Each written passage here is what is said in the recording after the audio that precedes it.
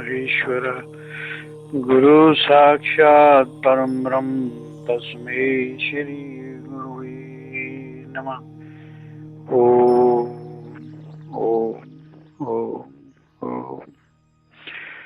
मैं अपने परम पूज्य हरकृष्ण स्मरणीय सतगुरु भगवान त्यागपुरी महाराज का वाहन करता हूँ कि वो आए और मेरी बुद्धि द्वारा आप सबका ज्ञान दूर करें। और कल के प्रवचन के बाद उनका वो जो मैंने सुनाया था शब्द मैं परस्ती ही मैं परस्ती है, मेरे दिमाग में बार बार ये घूम रहा था और मैं महसूस कर रहा था कि कहीं अब इस पर ही श्रृंखला ना शुरू हो जाए। फिर सुनो क्यों मचल रहा था मन, क्योंकि इसमें जो कुछ उन्होंने बोला उसमें बहुत कुछ छुपा हुआ है। मैं परस्ती है, तेरा नशा है, तेरी ही मस्ती है, इतने महकश तो नहीं हम साकी, आंखों में तेरे जितनी मस्ती है। ये लाइनें समझने के लिए सतगुरु को आपका सोम चक्कर जागृत करने के लिए भगवान नानक के खुमारी योग द्वारा आपको उसकी मस्ती, उसकी खुमारी का अनुभव करवाना पड़ेगा। नाम खुमारी नानका चढ़ी रही दिन रात। संत जिस भावना से बोलते हैं वो भावना को लैबोरेट करने के लिए उस संत की ऊर्जा आपके अंदर होनी बहुत जरूरी है। नहीं तो वो केवल एक परंपरागत ही सर्वार्थ, उसका जो सर्वार्थ होता है वही होता है। मैं परस्ती है, तेरा नशा है, तेरी ही मस्ती है, इतने महकश तो नहीं हम साकी, आंखों में तेरी जितनी मस्ती है। सोम चक्कर द्वारा खुमारी योग में प्रवेश करना पड़ेगा इसको पूरी तरह समझने के लिए।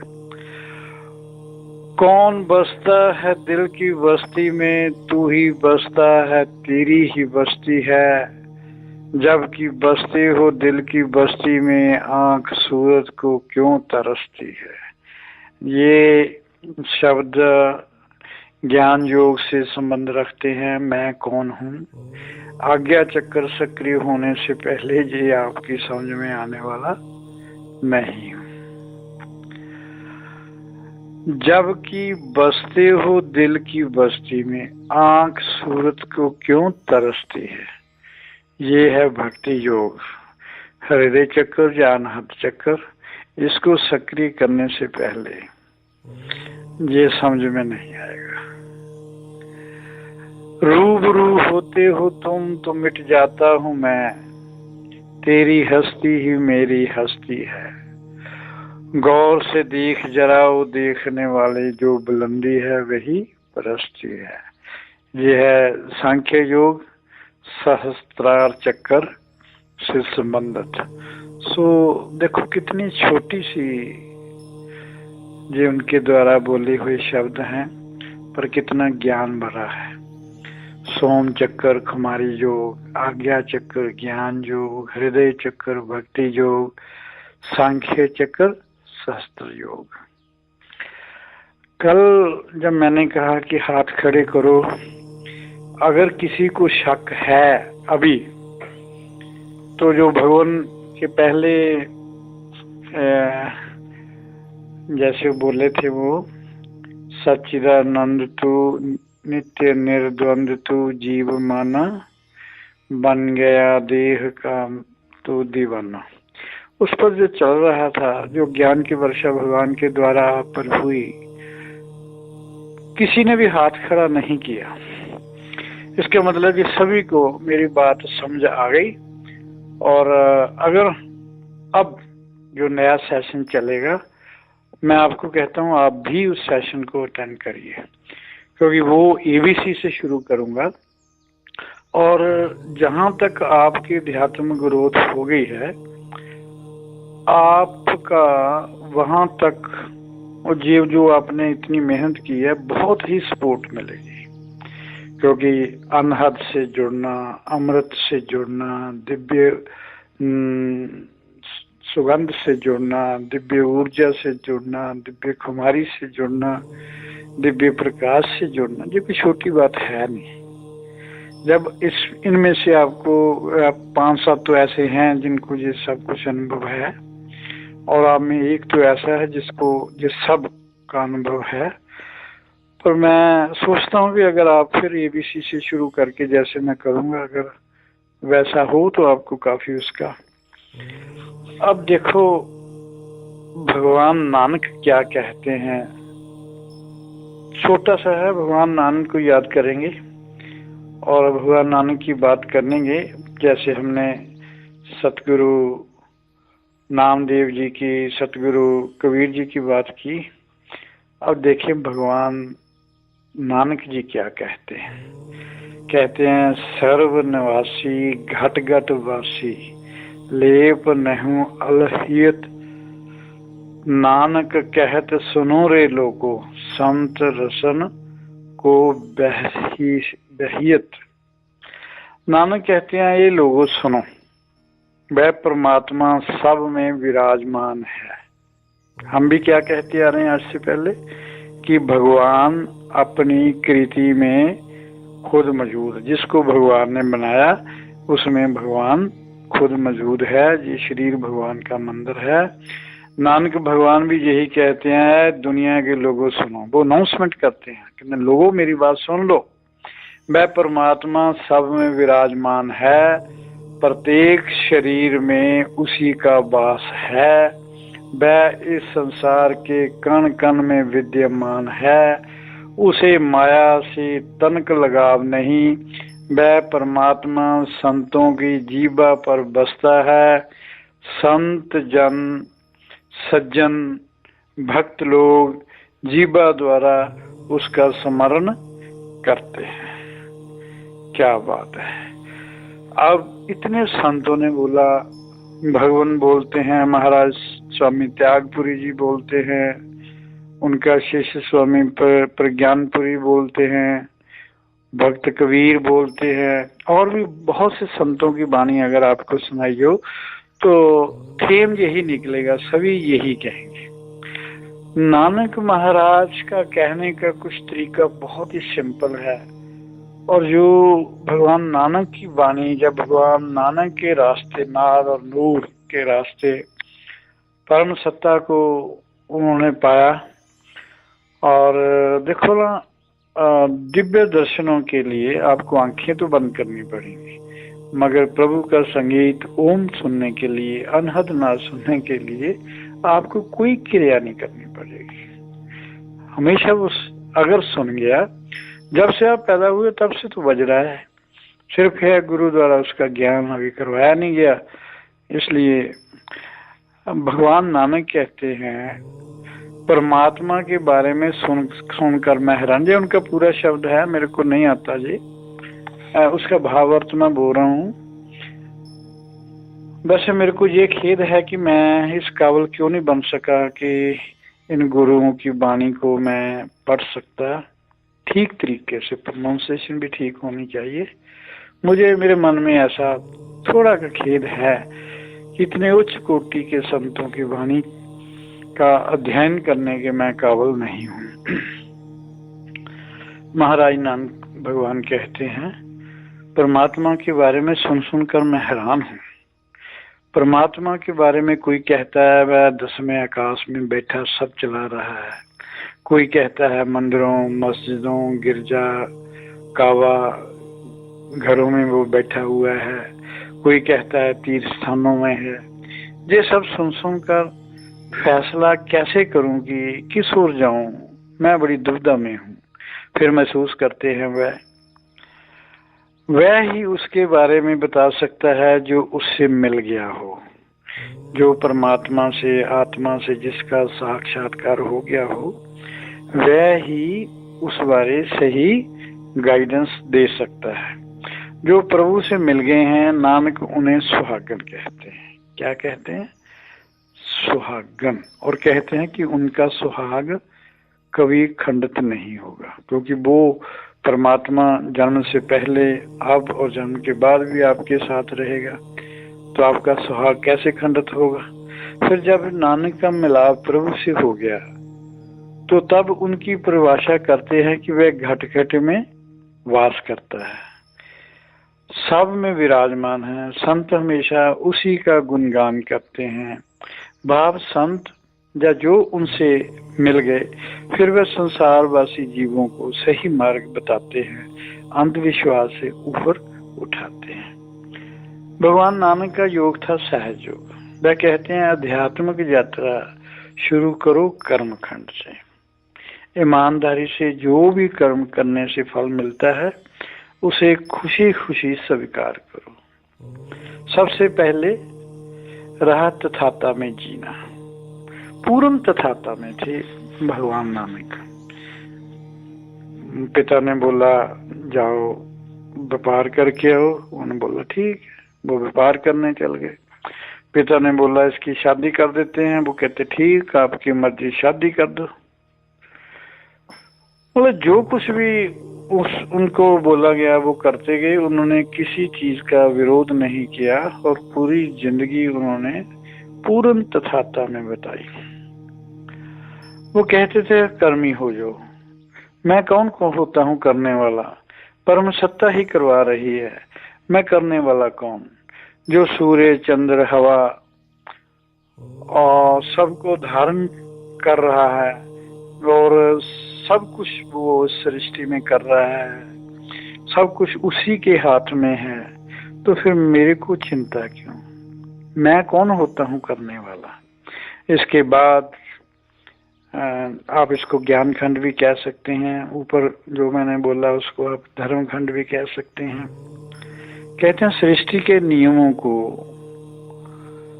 सृष्टि के नियम जो एक बार परमात्मा ने बना दिए उसके अनुसार ही ये सृष्टि चलेगी। सृष्टि के नियमों का सूत्रधार कौन है, कौन है जिसके नियम के अनुसार सब कुछ चल रहा है।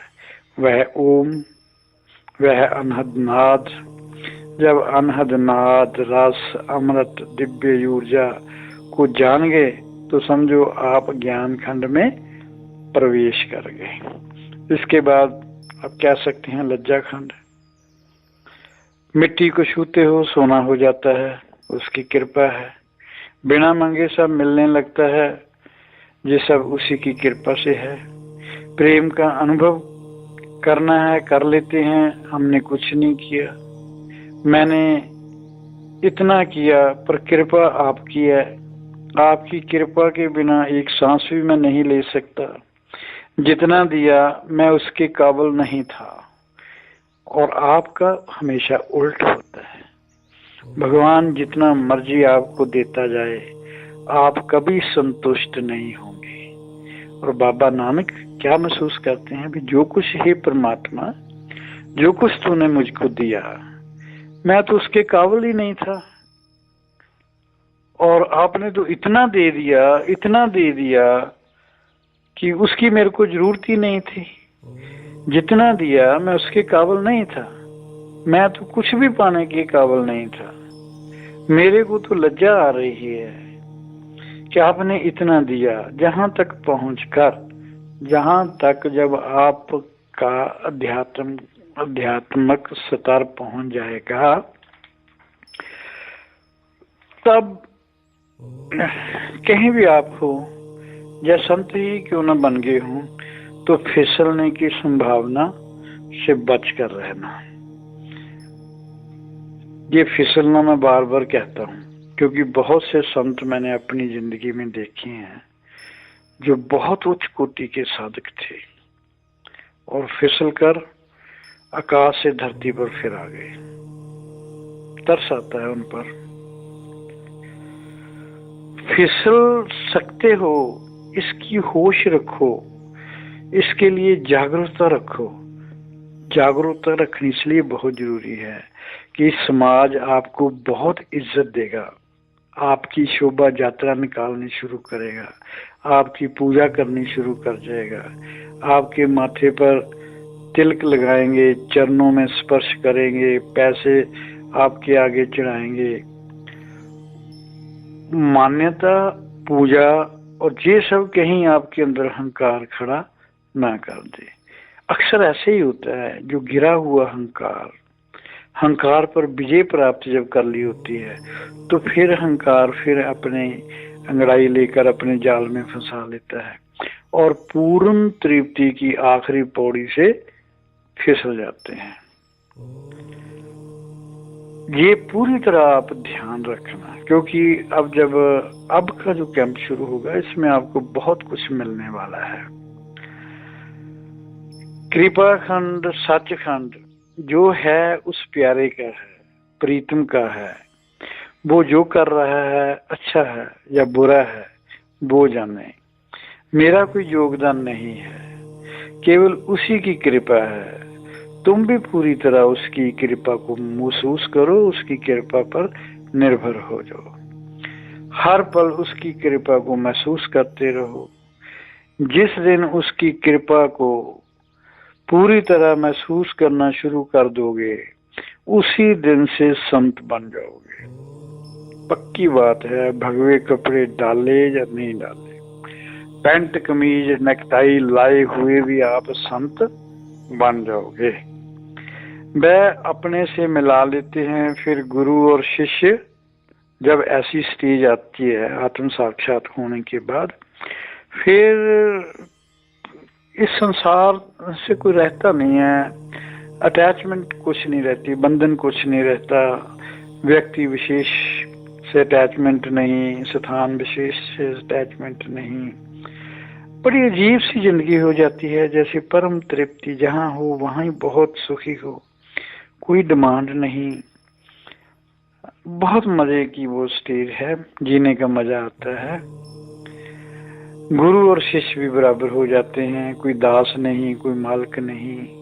कहीं कहीं तो ऐसा होता है ना, जो गुरु वो अपने आप को मालिक समझता है, शिष्य को वो अपना नौकर समझता है, पूरा शिष्य पर अपना अधिकार समझता है कि ये मेरा गुलाम है, इसको मैं जैसा चाहूँ मैं इसको वैसा ही करना चाहिए। शिष्य की किसी किस्म की स्वतंत्रता को वो सहन नहीं करते, बहुत देर तक इंतजार करवाते हैं, कई वर्षों तक अपने सेवा करवाते हैं। और जब ऐसी स्टेज आ जाती है तो फिर गुरु भी जो है उसकी नजरों में कोई शिष्य नहीं, सब बराबर हो जाते हैं, सब में भगवान ही दिखाई देने लगता है।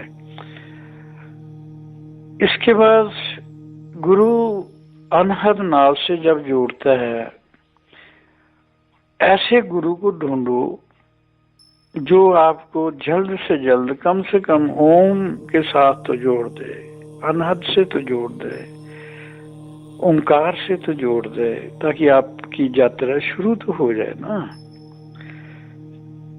अनहद जब शुरू हो जाएगा, सुनना शुरू हो जाएगा, उसका श्रवण करना जब शुरू कर दोगे, फिर तुम्हारा काम केवल सुनना होना चाहिए, सुनने वाले को भी सुनना, फिर श्रवण अनहद में लय हो जाना, उसी में समा जाना, बस इतनी तो बात है।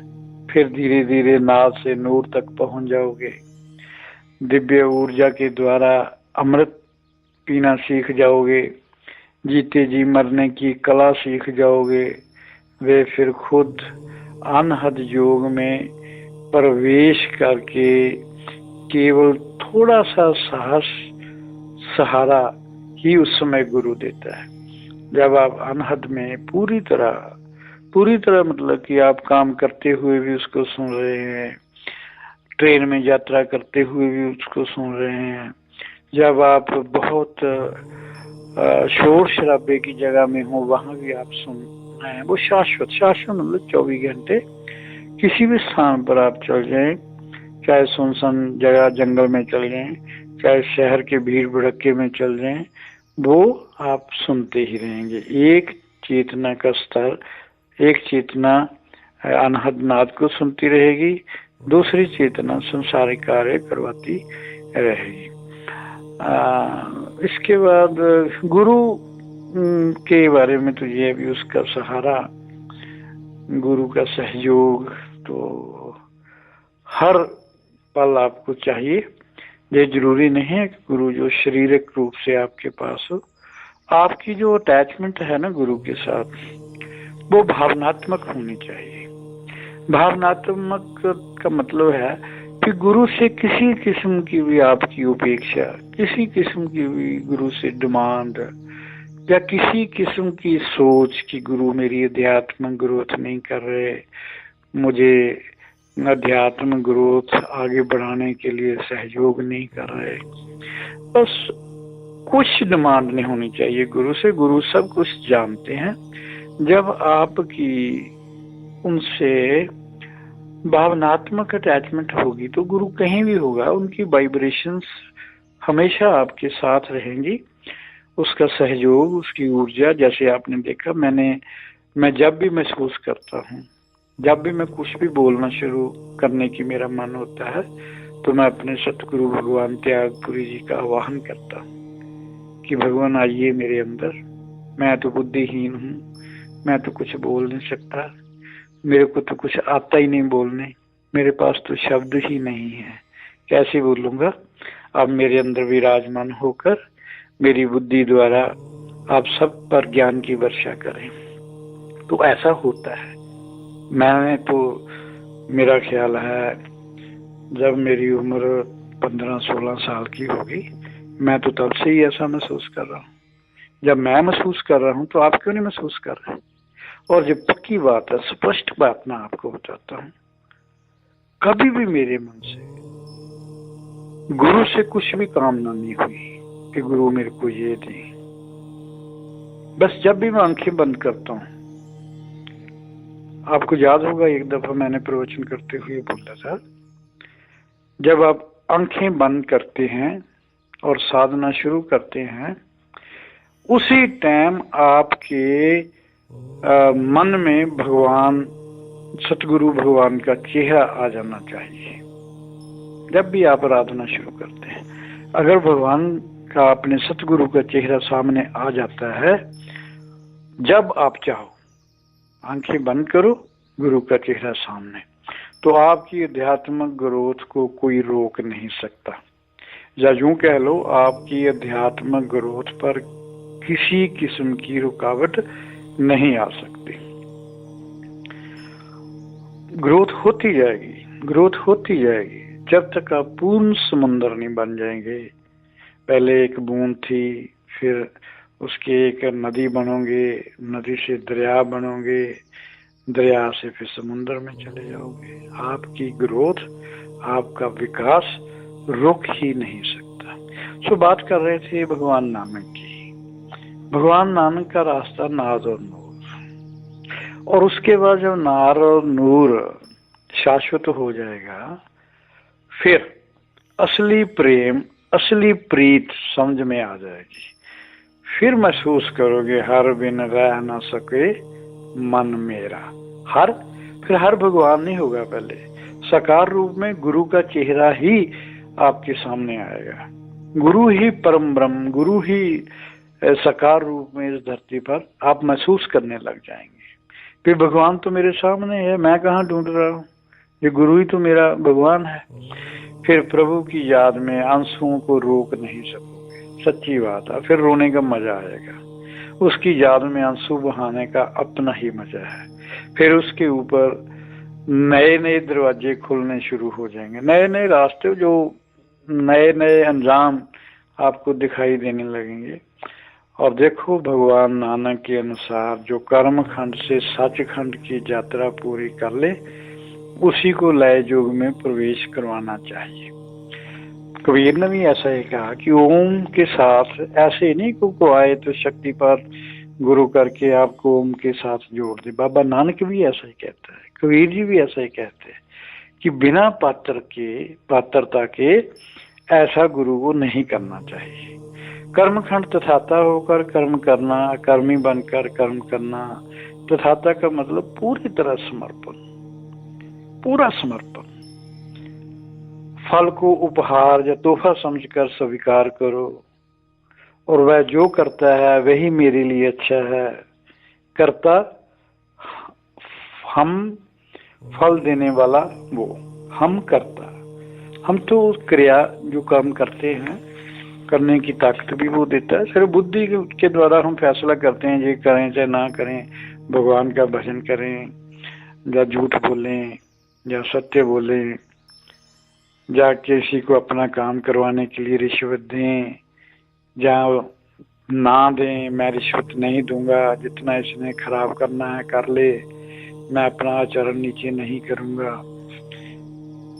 थोड़ा नुकसान आप महसूस करेंगे पर बाद में आपको शांति मिलेगी कि आपने गलत काम नहीं किया। सो करता हम, फल देने वाला वो।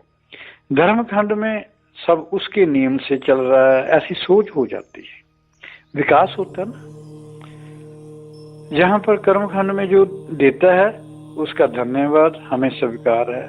जो भी भगवान हमको देता है, जो हम पुरुषार्थ करते हैं, जो हमको उसका फल भगवान देता है, हम उसका धन्यवाद करते हैं और उसको स्वीकार करते हैं। भगवान से कोई हम शिकायत नहीं करते कि हमको थोड़ा दिया, ज्यादा मिलना चाहिए था। धर्मखंड में कर्ता भी वही, फल का मालिक भी वही। फिर क्या महसूस हम करते हैं, हे भगवान ये जो तुमने दिया ये तुम्हारा ही है, मेरा क्या है, मेरा तो इस कुछ भी नहीं, मेरा मुझ में कुछ नहीं, जो कुछ है सो तेरा।